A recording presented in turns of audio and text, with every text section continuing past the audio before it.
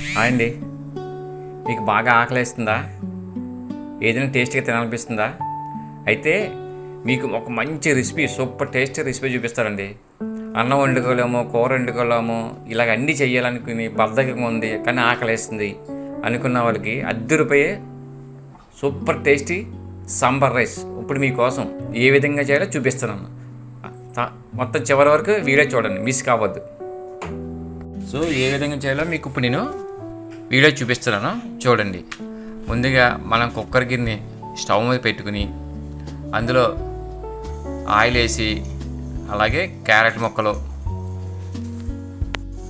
టమాటా ముక్కలు కూడా వేసి, అలాగే బెండకాయ ముక్కలు, మునక్కాయ ముక్కలు, కొన్ని సన్నగా తరిగిన పచ్చిమిర్చి ముక్కలు, తర్వాత ఉల్లిపాయలు అండి. ఉల్లిపాయ మాత్రం కోసి కాదు, ఈ చూపించిన వీడియోలాగే పెద్దగా వేస్తేనే మీకు చాలా టేస్టీగా మనకి బాగా అనిపిస్తుంది తింటాకి. అలాగే వంకాయ ముక్కలు, ఈ ఒకటే కాకుండా మీ ఇంట్లో కానపకాయ ముక్కలు, చిన్న దోసకాయ ముక్కలు, అలాగే ఏదైనా వెజిటేబుల్స్ కూడా వేసుకోవచ్చు, టేస్ట్ కూడా బాగుంటుంది మీకు. సో ఇవన్నీ వేసిన తర్వాత ఒకసారి కలవబెట్టి దాన్ని బాగా మగ్గనియాలి. బాగా మగ్గిన తర్వాత కొద్దిగా కందిపప్పు, మనం కడిగి ఉంచుకొని పక్కన పెట్టుకున్న కందిపప్పు, మనకి ఎంత కావాలో చూసుకొని ఆ కందిపప్పు కొద్దిగా వేసుకోవాలి అందులోని. సో అలాగే కడిగిన బియ్యం కూడా వేసుకోవాలి. ఒక గ్లాస్ రైస్ వేస్తే ఆ కప్పు కందిపప్పు వేసుకోండి, అప్పుడు కరెక్ట్గా సరిపోతుంది, టేస్ట్ కూడా బాగుంటుంది. మరి పప్పు ఎక్కువైపోయినా బాగోదు, అలాగే రైస్ ఎక్కువైనా బాగోదు. సో అందుకోసం ఏంటంటే ఒక గ్లాసు బియ్యం వేస్తే ఒక హాఫ్ గ్లాసు కందిపప్పు వేసుకోండి.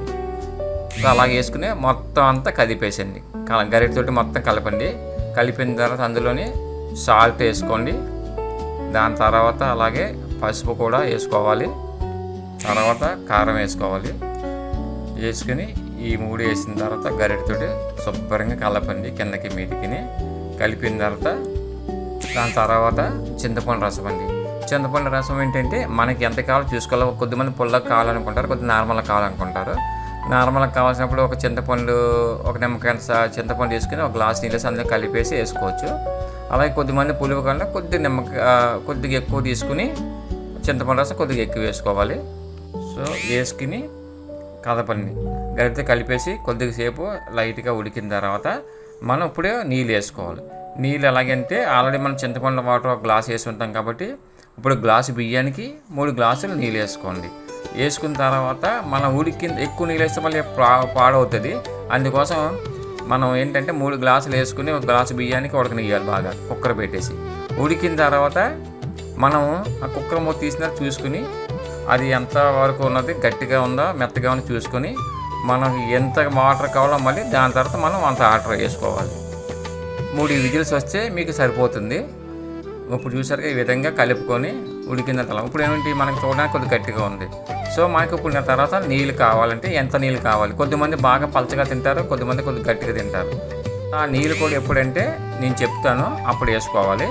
దాని తర్వాత మీరు తీసిన తర్వాత ఏంటంటే మనకి పోపు కావాలి, పోపు సామాను ఏంటి, ఎండుమిరపకాయలు, అలాగే వెల్లుల్లిపాయలు, కరివేపాకు, కొన్ని మినప్పప్పు, ఇవన్నీ పోపు సామాను తీసుకుని ఈ మనం పోపు పెట్టుకోవాలి.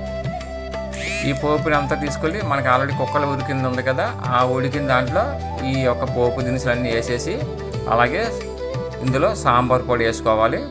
సాంబార్ పొడి తర్వాత కొద్దిగా ఇంగువ కావాలి, ఇంగువ కూడా వేసుకోవచ్చు. వేసుకున్న తర్వాత అప్పుడు మనకి నీళ్ళు అన్నాం కదా, ఆ నీళ్ళు అనేది ఇప్పుడు వేయాలి.